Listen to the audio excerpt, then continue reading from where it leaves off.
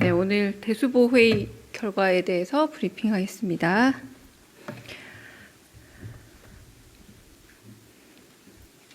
강유정 대변인입니다.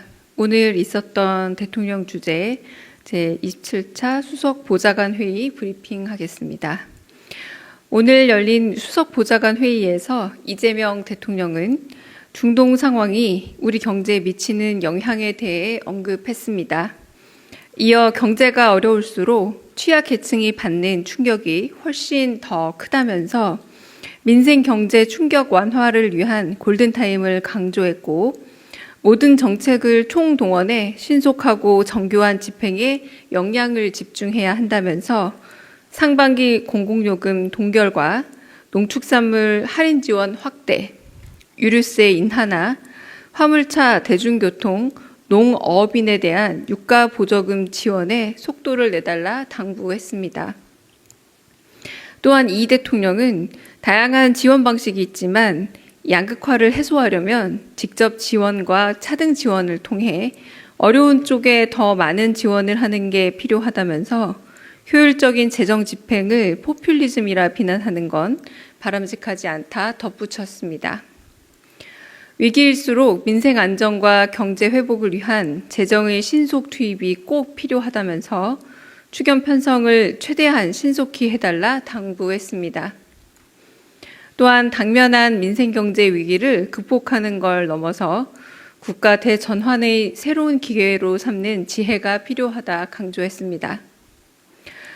한편 이 대통령은 식용유와 라면 생산업체들이 다음 달 출고분부터 일부 제품 가격을 최대 2자리까지 인하한다고 보고받았다면서 위기 극복에 동참해준 기업들에게 고마움을 전했습니다.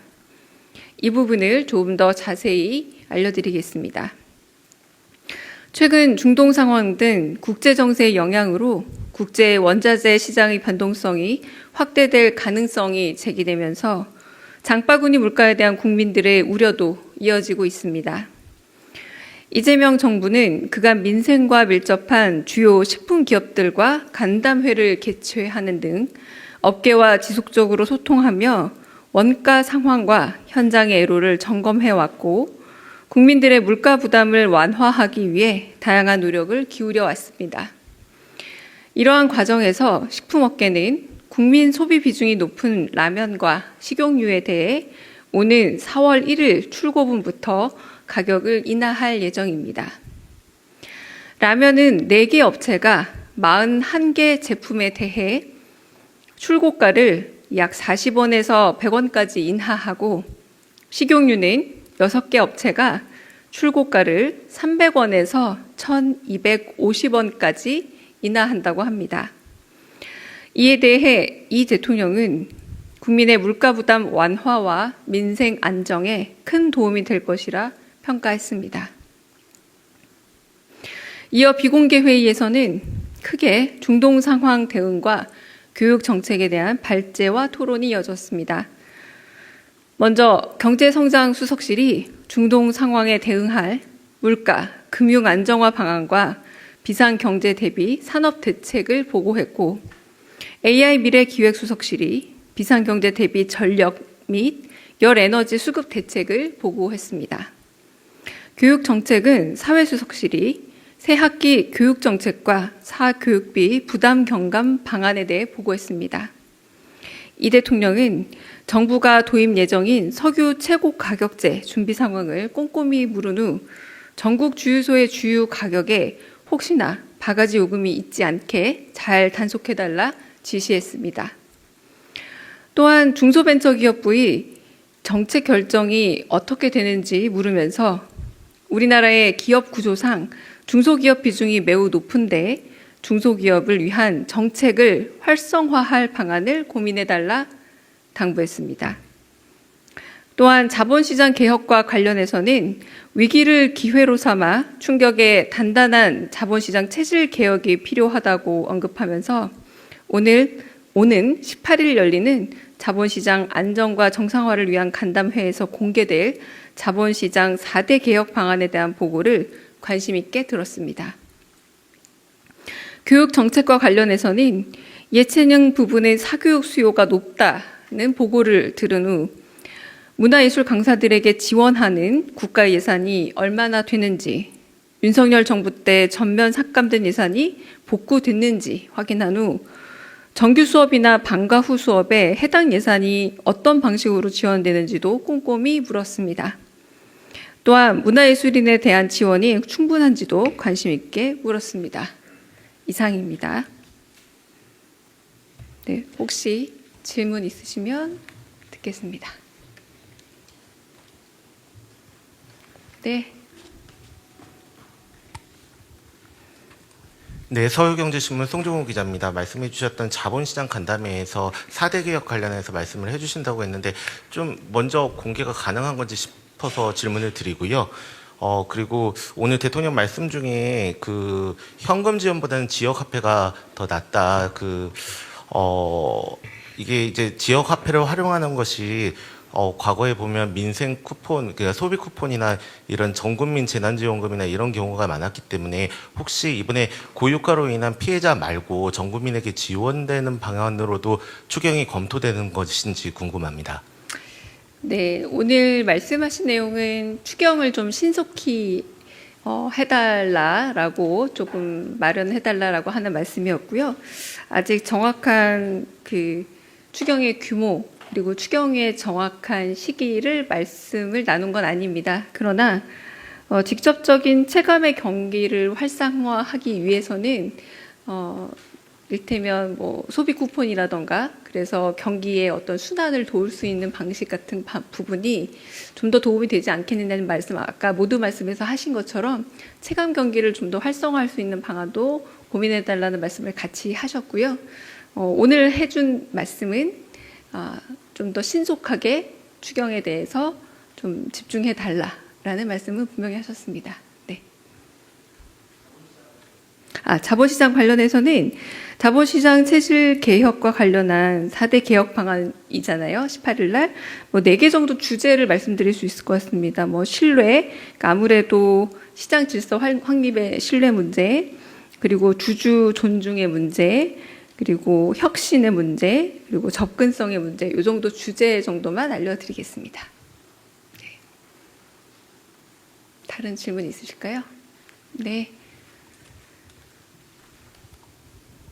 네, 메일로동스 연윤정입니다. 그 모두 발언에서 대통령님께서 야간 휴일 근무를 줄이기 위해서 정원 규정을 손봐서라도 방법을 찾으라고 이제 비서실장께 직접 말씀을 하셨는데 이에 대해서 좀 후속 조치 논의가 좀 있는지 좀 궁금합니다.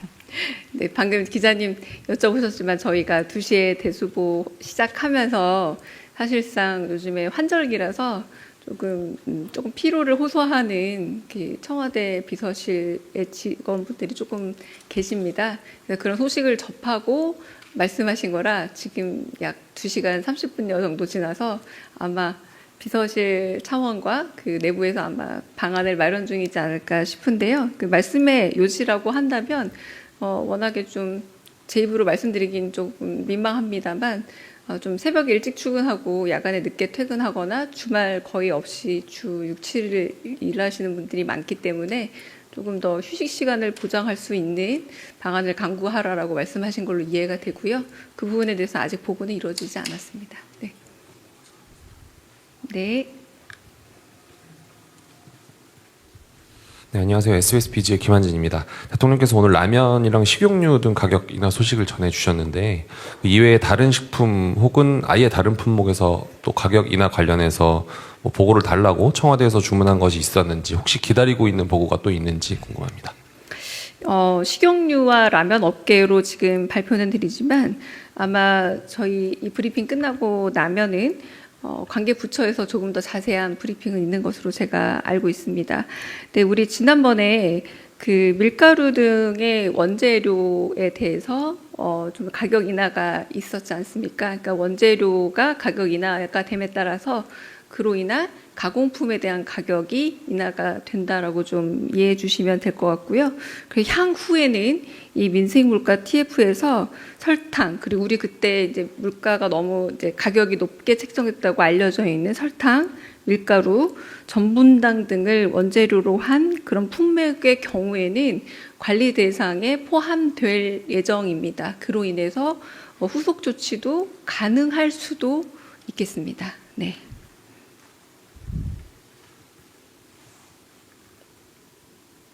네.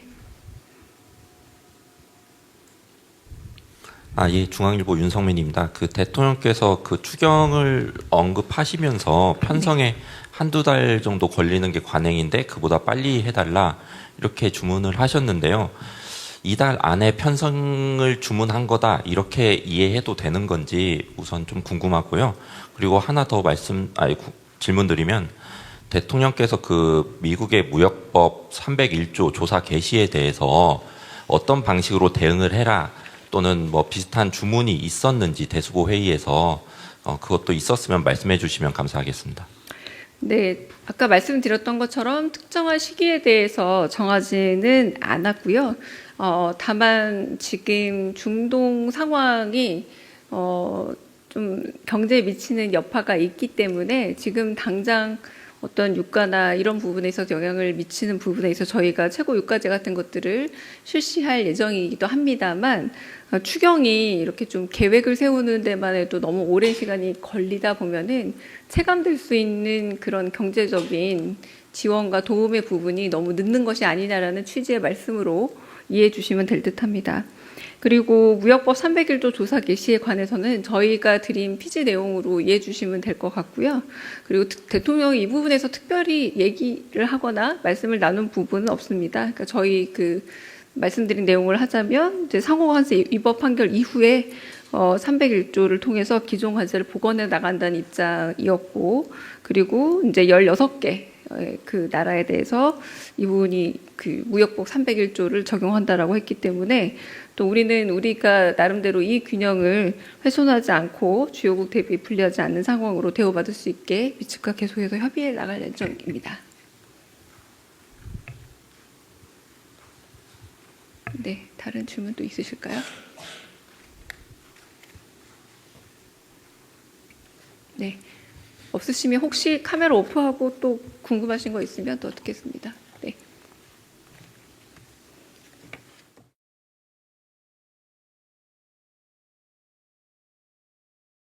홍보소통수석입니다. 이재명 대통령은 오늘 12.29 여객기 참사 잔해물에 대한 추가 조사 보고를 받았습니다. 유가족협의회는 무안공항에 보관 중인 잔해물의 보관 상태 개선과 함께 해당 잔해물에 대한 추가 조사를 요청한 바 있습니다. 이에 지난달 12일부터 전남경찰청 과학수사대가 국토부 항공철도사고조사위원회 제주항공 등과 함께 추가 조사를 진행한 바 있습니다. 이번 추가 조사에서 지금까지 모두 희생자 7분의 유해 9점과 핸드폰 4점을 포함한 유류품 648점, 기체 부품 155점이 발견됐습니다. 대통령은 뒤늦게 유해 등이 발견된 데 대해 아직도 비탄에 빠져 있는 유가족분들에게 심심한 유감을 전하고 희생자분들을 애도했습니다.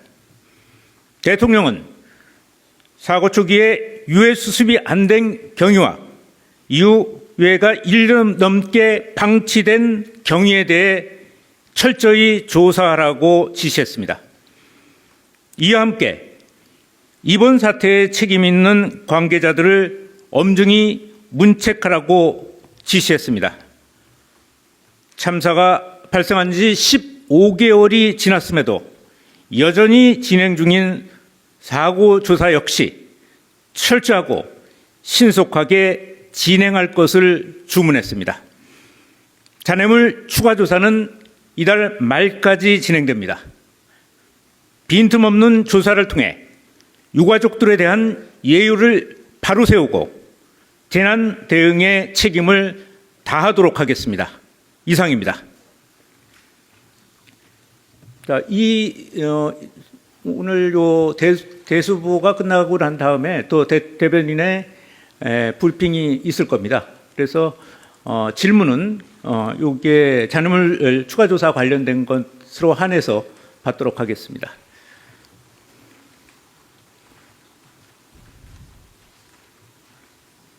네.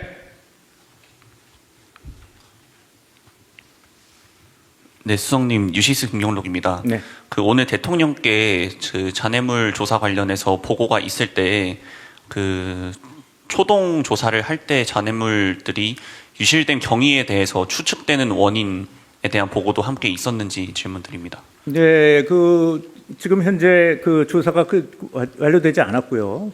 지금 그 보고를 받고 유해가 발견됐기 때문에 그 부분에 대해서는 분명한 책임과 철저한 조사가 있을 거라고 판단하셨습니다. 그래서 아마 철저한 조사는 이거 추가 조사가 이번 달까지 진행이 되니까 그거와 함께 책임자 또 왜 그렇게 유해가 방치됐는지에 대한 조사는 그때 조사돼서 그 후에 발표할 것으로 생각됩니다.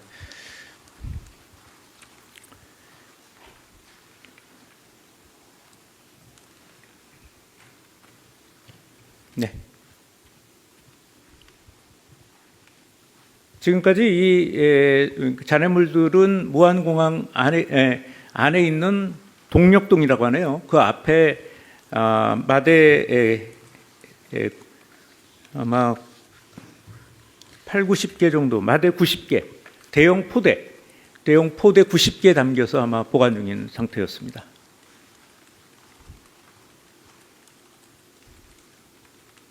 예. 안녕하십니까. 데일리 한국 박준영입니다.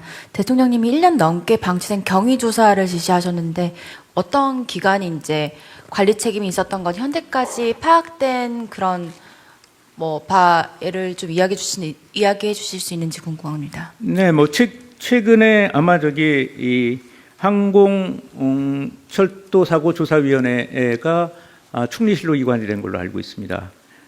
그 전까지 유가족 협의회와 그 사조위 간에 약간 이견이 있었던 것으로 추정됩니다. 그래서 빨리 이제 대형 포대에 담겨 있는 잔해물을 좀 더 추가 조사해 달라는 의견과 또 사조 입장에서는 보존을 해야 된다는 어떤 그런 부분들 이런 것들이 좀 충돌하다가 결과적으로는 재조사하기로 하고 지난달 12일부터 지금까지 5차례 정도를 조사한 걸로 보고를 받았습니다.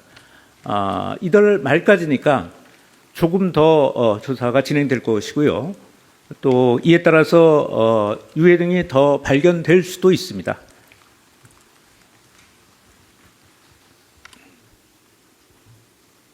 네, 말씀하시죠. 네, 안녕하세요. 뉴스핌의 김미경입니다. 그러면은 지금 대형 포대 90개 정도에서 한 몇 프로 정도가 조사가 진행이 된 건지, 그 중에서 지금 발견하셨다는 유류품이 한 648점 정도 된다고 말씀을 해주셨는데, 이게 전체에서 한 몇 % 정도 조사가 된 건지 좀 부탁드립니다. 아마 이게 하나를 까고 두 번째 까고 세 번째 까고 이런 것은 아닌 것 같고요. 체계적으로 어떤 쭉 한번 스크린한 다음에 좀 이상한 것으로 보이는 조사의 필요성이 있어 보이는 무슨 잔해라든가 부품이나 이런 것들이 나오면은 그때 과학수사대로 넘기는 걸로 알고 있습니다. 그래서 몇 %라고 얘기하기는 어렵고요. 몇 차례에 걸쳐서 계속 아마 조사를 할 것 같습니다. 그래서 지금까지는 5차례, 또 앞으로 좀 더 지금 6차례 조사가 진행 중인 상태입니다. 그래서 그 다음에 또 7차례, 8차례 이렇게 될 가능성이 있습니다. 그래서 어떤 이상의 그러니까 조사 필요성이 보이는 어떤 무언가가 발견될 때까지 계속 6차, 7차, 8차 이렇게 진행될 것으로 보입니다. 그렇게 하다 보면은 채를 잘게 이렇게 흙을 발라내듯이 그렇게 어떤 아주 작은 잔해까지도 아마 조사할 수 있지 않을까 생각합니다.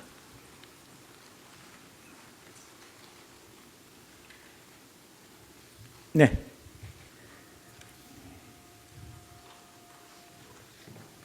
네, 저 TV조선의 최민식입니다. 그동안 유가족분들께서는 그 사조위 조사 결과를 좀 신뢰할 수 없다, 전면 재조사해야 한다, 뭐 이런 주장을 계속 해오셨는데요. 네, 그렇습니다. 이번에 유해가 추가로 발견된 게 그동안 조사에 어떤 부실함이 있었다는 게 좀 드러난 방증이라고 좀 볼 수 있는지, 재조사에 어떤 좀 더 무게를 실어줄 수 있는 그런 증거가 발견된 거라고 볼 수 있는지 좀 궁금합니다. 예, 당시 12.29 여객 참사가 일어날 때 당시가 굉장히 추운 날이었습니다. 그래서 얼어붙어 있는 부분도 좀 있었고, 그래서 빨리 좀 장례 절차를 진행하고자 하는 또 욕구도 좀 있었던 것 같고요. 그러다 보니까 대형 포대에 담아서 거기 보관을 하고 장례 절차를 진행을 했던 걸로 알고 있습니다. 그래서 그렇지만 지금 와서 보면 부실한 게 분명히 있었고요. 그런 부분에 대해서는 분명히 책임 소재를 가려야 되고, 또 앞으로 이런 것들이 재발되지 않도록 할 생각입니다. 네. 네, 취재편의점 장윤선 기자입니다. 대통령께서는 무한공항 재개항 재개항에 대해서 검토해 봐야 된다라는 입장을 피력하신 바 있는데요. 유가족들은 진상조사와 책임자 처벌이 먼저다라고 반대해 왔습니다. 이 네. 부분에 대해서는 정부가 어떤 입장을 갖고 계신지요? 재개항 얘기를 얘기하시는 거죠? 예, 재개항 얘기는 충리실로 사조위가 이관된 게 지금 날짜로 보니까 2월 28일이네요. 그 이후에 사고조사 방향을 좀 정립을 다시 했고요. 그래서 현장 조사가 완료되기 전까지는 현장 보존이 필요하다, 이렇게 판단이 돼서 우선 현장 조사와 현장 보존을 다 마무리한 이후에 재개항 여부를 논의할 생각입니다. 물론 유가족 협의회와 긴밀히 협의해서 일정을 진행하도록 하겠습니다.